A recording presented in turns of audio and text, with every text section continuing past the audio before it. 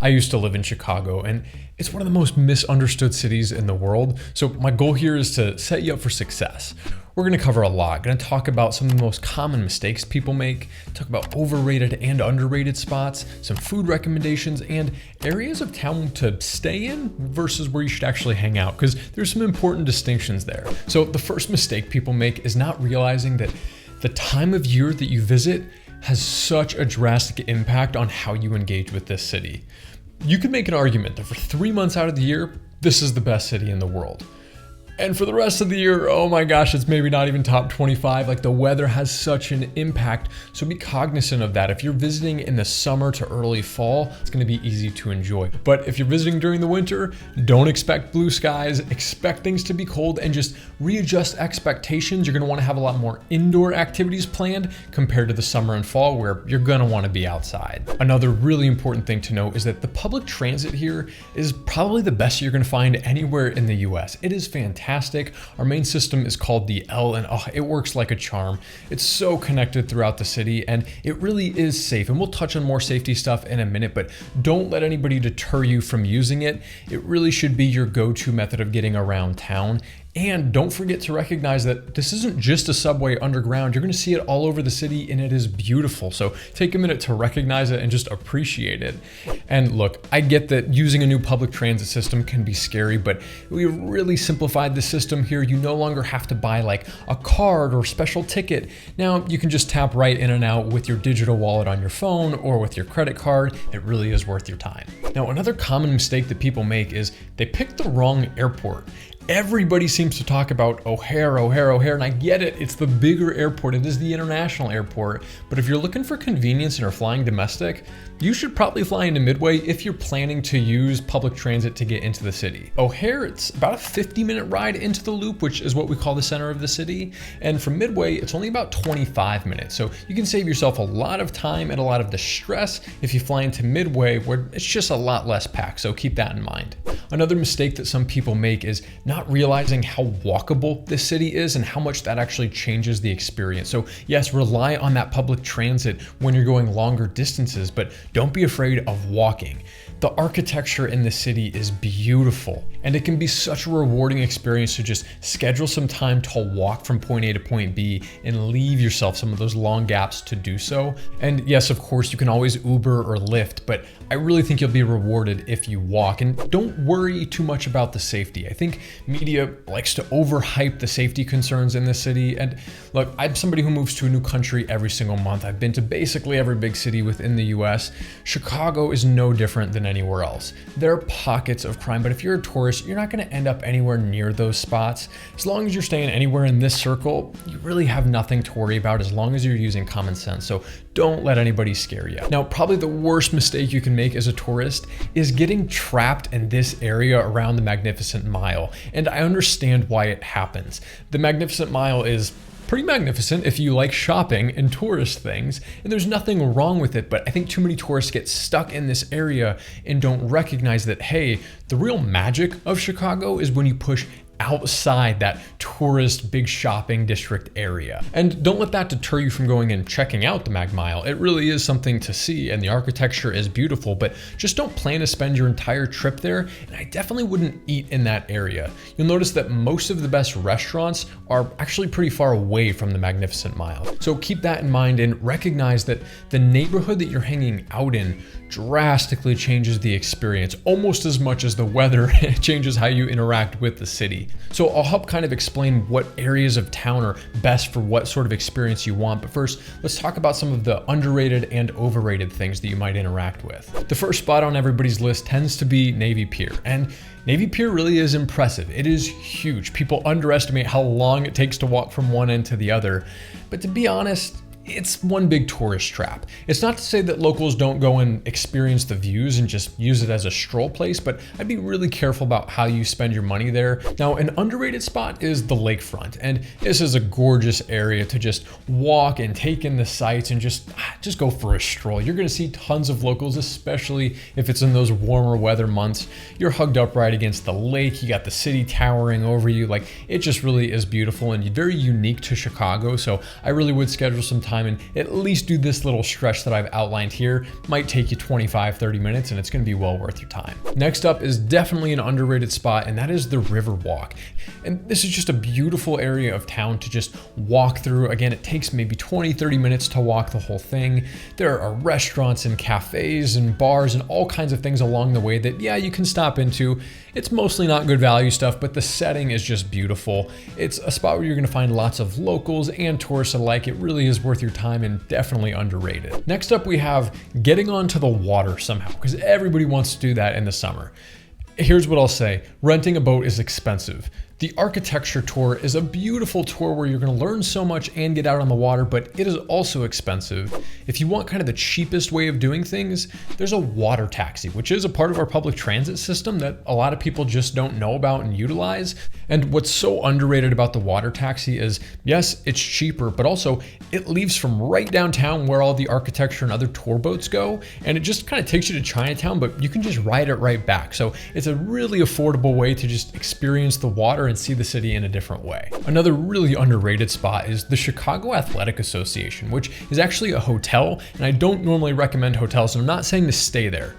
You can experience their lobby just by showing up. They let people hang out there and order drinks. They also have this game room that is just beautiful and all kinds of ways to entertain yourself, especially when the weather is cold. There's a rooftop bar called Cindy's. There's just a lot packed into the one building. It's got a lot of charm, a lot of character, so I do think it's worth checking out. Now, this next overrated spot is gonna be a little controversial, so hear me out. It's the Bean. I'm saying it's overrated for one reason. I just hear way too many tourists center their vacation around saying, I cannot leave Chicago without going and seeing the Bean. Let me tell you, yes, you can.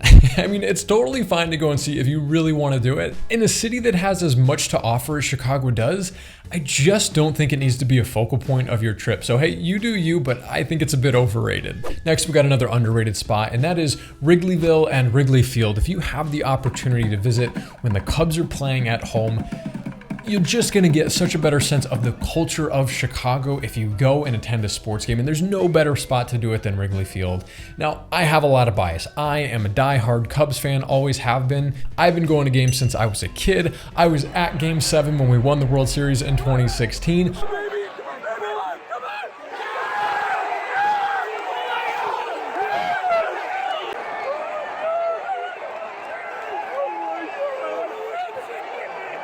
We are such fanatics in my family that my dad actually wanted to name me Wrigley. Luckily, my mom said no, and my dog's name was Wrigley. Definitely go up and just experience the culture and walk around Wrigleyville if you have the opportunity to. Now, let's talk about food, because Chicago is one of the best food cities in the entire world. So much to eat here. I'm gonna give you just a few high level, my favorite spots, but if you want all my recommendations, I made a free digital download guide with all of them. You can scan the QR code right here, or there's a link in the description. Pick that up. I hope it's helpful for you. But first spot is Gilt Bar. This place is wonderful. Think speakeasy, cozy feel. All the food it's just fantastic. Great vibe. I highly recommend that spot. You will need a reservation, but it is worth your time. Now, if you're a fan of Mexican food, there's a spot called Zuko, another wonderful restaurant, such good flavors. Zuko is really wonderful value for your money, and I don't think you're gonna be disappointed. Now, if you're wanting to branch out into one of those more neighborhoody feels, which we will get back to the neighborhoods, there is a spot called Lula in one of the more local areas, and this is one of the hottest tables in town. Think farm to table concept. Everything is so healthy, so good, but just so flavorful. Everything is done with a lot of attention and detail. Now, there are 3 foods that you have to try when you're in Chicago, otherwise you're probably doing it wrong. You've probably heard of the first, which is deep dish pizza. And yes, you do have to try it. I am not here to tell you which is best. I'm not here to start a war. The tip here is definitely go and try one, and also recognize that tourists make the mistake of saying, hey, I'm just gonna walk into the pizza place, I'm gonna order it, and I'll be out the door in 30 minutes. No, that's not how this works. Deep dish requires a long time in the oven, so oftentimes you're gonna be waiting 45 minutes after your order, and if you're trying to go at a prime dinner time, sometimes the waits are an hour, 2 hours long just to get your pizza. So just do some planning ahead of time. But a trick here is that some places like Giordano's, they'll have lunch specials. Well, they'll pre-make your standard deep dish pizzas like cheese and pepperoni sausage. So you'll actually be able to walk in and be out the door in about 10-15 minutes. So if you're in a rush, consider that. Now, the second Chicago staple that you have to try is an Italian beef sandwich. If you're a fan of the French dip, oh my gosh, I'm about to blow your mind. This thing is fantastic. Do it right. You have to get it dipped. You got to get it with all the peppers on it. It is fantastic. It'll change your life. I will tell you where to get it in just a second because there's another item that you need to try. The third item is a Chicago hot dog, which means it has to be Vienna beef. Vienna beef hot dog with everything on it. And the spot where you can do both of those things, the Italian beef and the hot dog, is Portillo's. And if you've never heard of Portillo's, it is a fast food place. This is not fancy, but there is a location downtown where most of the tourists are going to be hanging out. You can get your Italian beef, you can get your hot dog, you can try some other things too. They do have a cake shake that is crazy. So that's a good spot if you just want to test things out. Now, if you've got a sweet tooth, if you like your pastries, best spot is called Sugar Moon. It is in one of those more local areas, so higher effort. If you don't want to make that effort, the Donut Vault is in the center of the city. And oh, if you can get there early enough, it is well worth your time. Best donuts in the city. Now, if you're looking for a high quality cup of coffee, two spots come to mind: Metric Coffee and Four Letter Word. Both of these fantastic places. Yes, you're gonna have to make more of an effort to get out there, but if you're not really that coffee nerd and you just want like a pretty setting for coffee, there is a gorgeous spot called the 3 Arts Club Cafe. This is close to where most of the tourists are gonna be hanging out. Beautiful building, just stunning. Products aren't the best, it's the setting that you're paying for, and it really is special. All my other coffee recommendations are in the guide, and also in the guide you'll notice I did link to Cuppa Chicago, which is an Instagram account run by one of my good friends, Hannah. She's the expert on Chicago coffee. She's been to hundreds of coffee shops in Chicago, so if you're looking for other recommendations, don't hesitate to reach out for her. She's awesome. Now let's talk about the areas of town that you might want to stay in and where you might want to hang out in. And again, huge distinction here. So I'm going to grade everything of stay, hang, or both. First spot is the Fulton Market, and this is just on like the outskirts of the city. Just a really cool young area of town, great for nightlife, tons of great restaurants over there. It is well worth your time. I'll say that this one gets a thumbs up on both stay and hang. Next up, we have Gold Coast, and this is a gorgeous area of town. It is a bit upscale, things are pricey, but it is gorgeous. It is very, very safe. It puts you in close proximity to the beach. It's also right at the top of the Magnificent Mile, so great access to that, good access to public transit. You're close to Lincoln Park and other areas. Just recognize it is a more expensive area of town, and it kind of has that old money feel, but it really is comfortable for most people. Next up, we have Streeterville, and unfortunately, I'm gonna say that this area is a skip on both visiting and staying. This is the area where I used to live, and it's just too far from the public transit for you to reasonably stay there, and there's just nothing too special about going and actually seeing. Shout out to the Ogden Slip, but it's not really worth your time as a first timer, so skip Streeterville. Next up, we have Lincoln Park, and this is a gorgeous area of town, very local. It's on the north side. It's very, very safe. It definitely has that more residential feel. I'm gonna say it's great to visit, not to stay as a first timer because you're just a little too far from the action for most people's liking. Next up, we got River North, and this is a really popular place amongst tourists, and it makes a lot of sense. I'm gonna say this is good for both visiting and staying. Just have your expectations in line. The food, there's a lot of great options. You will have to pay up. And there are also a lot of tourist traps because there's heavy tourist traffic here. So just do your research when you're down here, but it's a totally fine place and you're definitely centrally located. Next up, we have the Loop. And the Loop is a tough one to evaluate. I'm gonna say it's a skip on staying there and a skip on visiting, mainly because outside of the theater district, there's not a ton that's like really unique to Chicago of seeing down there. It is mostly a business district. It clears out and it doesn't have the best vibes late at night. You'll mostly hang out on the outskirts of the Loop, so you might interact with it, but it wouldn't be my first priority for most people. Next up, we have Logan Square and Wicker Park, and these are two of those areas that are higher effort to get to, much more residential, and there's a lot of great things going on here. Very young atmosphere, things are a lot more affordable, and you'll notice that a lot of the best restaurants are over here. It's a great place to visit, especially when they got festivals going on and you're just wanting that more local charming feel. Now do recognize it is not gonna feel like you're in the city, and it is that higher effort. So for that reason, I'm gonna say it's not the best place to stay unless you're staying for a long, long period of time, which isn't gonna be most people's experience. Now, probably the most important thing to note for picking where you're gonna stay is just make sure that you're in close proximity to a stop on the L. If you're close to the L, you can get just about anywhere in the city, and there's only a few pockets that don't have those great connections. So if you can avoid those, you're gonna be in great shape.